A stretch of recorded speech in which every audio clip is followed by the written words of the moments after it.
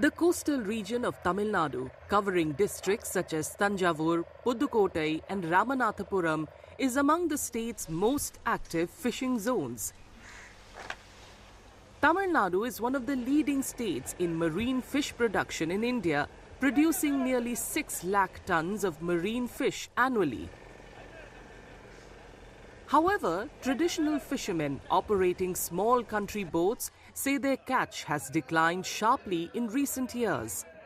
They cite shrinking fishing space due to the shallow sea and the proximity of the Sri Lanka maritime boundary, making the region highly sensitive. Fishermen also allege that mechanized boats using large drag nets operate close to the shore, affecting their traditional way of fishing. இந்த பகுதி கடல் மிகப்பெரிய ஆழம் குறைஞ்சது பக்கத்தில் ஒரு 40-30 கிலோமீட்டருக்குள்ளேயே இலங்கை அரசு இருக்கிறதுனால, அதாவது தஞ்சாவூர் மாவட்டம், புதுக்கோட்டை மாவட்டம், ராமநாதபுரம் மாவட்ட பகுதிகளில் அருகாமையில் அடுத்த நாடு அதாவது இலங்கை இருக்கிறதுனால இந்த மீன் பிடிக்கிறது இடம் கிடைக்காம அவங்க எல்லை தாண்டதாகவும் வருது. இங்கே உள்ள கரையோர மீன் பிடிப்பையும் செய்கிறாங்க. இவங்க கடல் ஒழுங்குமுறை சட்டத்தில் 5 நாட்டிக்கல் மைலுக்குள்ளே மீன் பிடிச்சா அவங்களுக்கு அவதாரம் விதிக்கிறதும் அவங்க படகுகளை தடை பண்ணுறதும் மிகப்பெரிய ஒரு வாழ்வாதார இழப்பையும் சந்தித்து வர்றாங்க ஒவ்வொரு மீனவருமே. காரைக்கால் போட்டு நாகப்பட்டினம் போட்டு எல்லாம் லாஞ்சி மடியை வச்சு இழுத்துக்கிட்டு இருக்காங்க. அதில் இருக்கிற குஞ்சு பூரா அதில் அரிச்சிக்கிட்டு போயிடுறாங்க. அதோட எங்களை கரத்தொழில் பாதிப்பு ரொம்ப பாதிக்கப்படுது. நாங்கள் ஒரு நாளைக்கு ஒரு போட்டில் 6 வலை தான் கொண்டு போகிறோம். அது இழுப்பு வலை தான் கொண்டு போகிறோம். 3 வலை இழுப்போம், 3 வலை போட்டில் இருக்கும். அப்போ இழுத்துட்டு இருக்கும்போது அவங்க அதை இழுக்க விடாமல் இடக்குறவை கொஞ்சம் இருக்குது. ஏன்னா வாரம் சென்று தான் அவங்க கரைய போகிறாங்க. ஒரு வாரம் ஃபுல்லாக கடலுக்குள்ளே இருக்காங்க. நாங்கள் காலையில் 4 மணிக்கு போயிட்டு 5-6 மணிக்கெல்லாம் வந்துடுவோம். இல்லைன்னா இந்த டயத்தில் 4 மணிக்கு 5 மணிக்கெல்லாம் வந்துடுவோம். அதை கொஞ்சம் நம்ம பகுதி பக்கம் வர விடாமல் கொஞ்சம் தடுத்தா எங்களுக்கு தொழில் கொஞ்சம் நல்லா பொழைச்சிக்கிறோம்.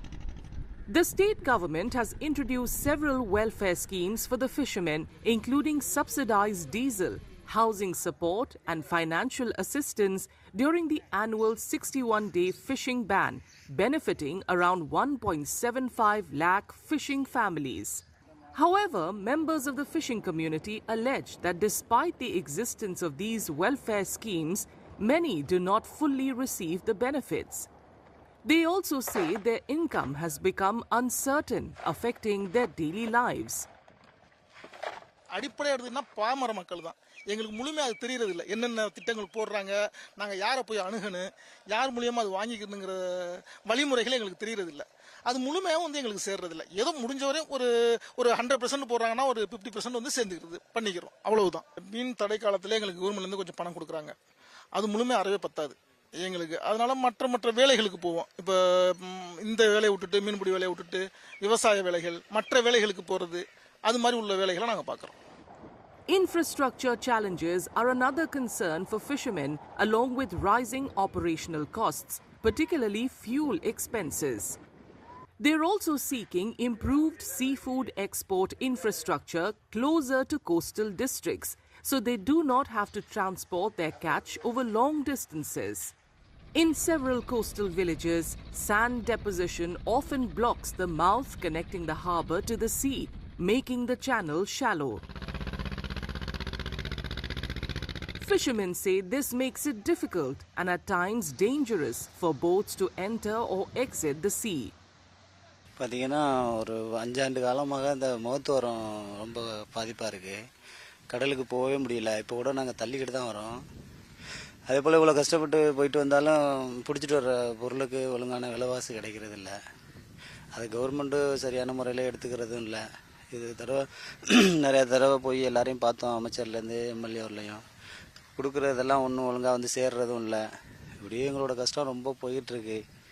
இந்த முகத்துவாரத்தை வெட்டி கொடுத்தாங்கன்னா கொஞ்சம் குயிக்காக நல்லாயிருக்கும்.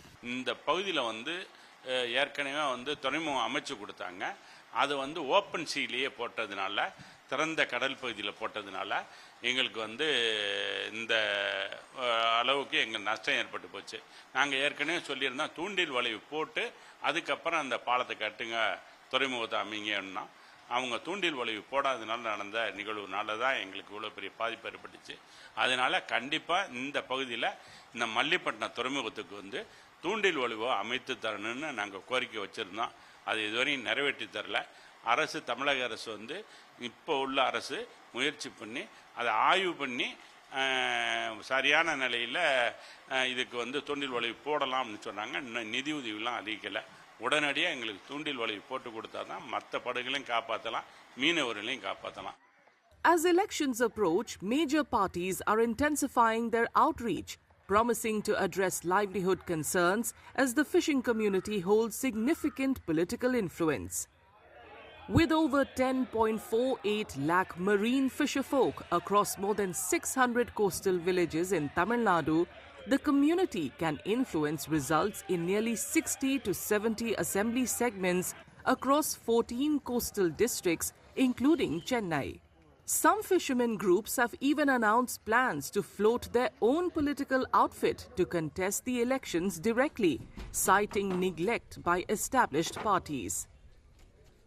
Polling for the 234-seat Tamil Nadu Legislative Assembly will be held on April 23rd, with the counting of votes scheduled for May 4th.